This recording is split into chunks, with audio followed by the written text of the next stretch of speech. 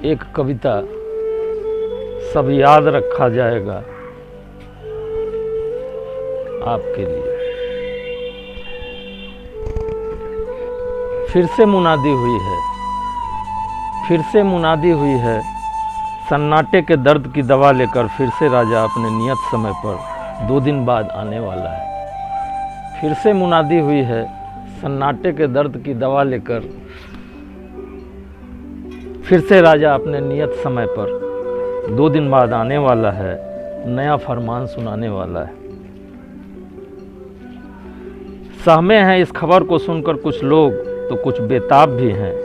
राजा के आदेश का पालन करने की खातिर आखिर ताली थाली और दियाबाती के बाद और कौन सी उठक बैठक होगी देश के प्रगति के लिए। राजा चालाक है, धर्म का भांग मिलाकर क्या खूब खिलाया है जनता को कि सबके सब भूल गए हैं भूख, प्यास और बेरोजगारी। समर्थन का ऐसा चक्रव्यूह गढ़ा गया है कि देश से ऊपर हो गया है राजा, सत्ता का विरोध देश का विरोध बन गया। यहाँ तक तो ठीक, अब देश के साथ धर्म का विरोधी भी मान लिया जाता है विरोध करने वालों को। फटी पतलून से दिखाई दे रहे पिछवाड़े पर हथेली मार मार खुश हो रहे हैं। भांग मिली लड्डू खाए लोग, उसे इस बात की कतई चिंता नहीं कि 20 साल बाद जब उनकी संतानें बेच रहे होंगे पकौड़े तो उसका खरीदार भी कोई होगा या नहीं। क्योंकि उस वक्त कोई खरीदने की बात नहीं सोच रहा होगा, सभी केवल बेचने की बात सोच रहे होंगे पेट भरने के लिए। पहली बार जब राजा आया था टीवी पर 4 घंटे के भीतर खा गया था सोनू मोनू की गुल्लक।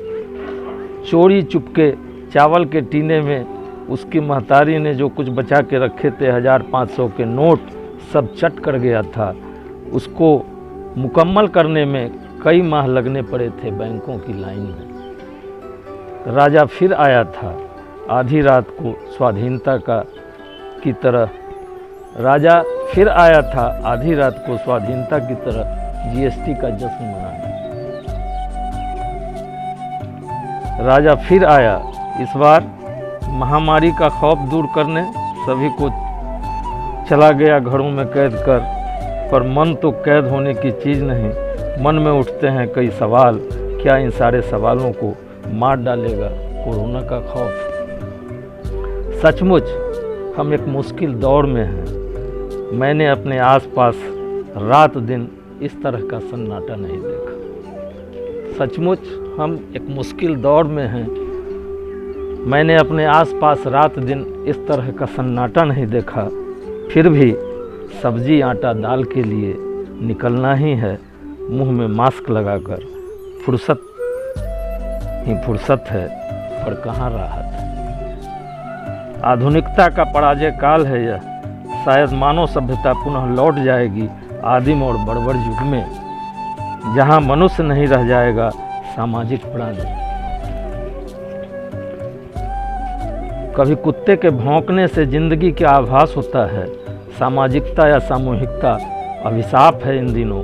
सुख हल्का रुई के फाहों की तरह, दुख भरी हुई रुई की रजाई की तरह हवाओं में गूंज रही जनता की आवाज़, जैसे कसाई के ठीहे पर काटे जाने वाले बकरों की आवाज़ हो।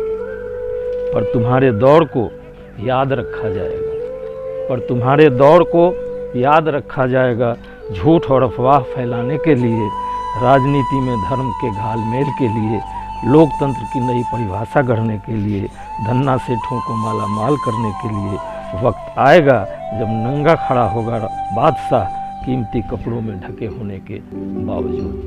धन्यवाद।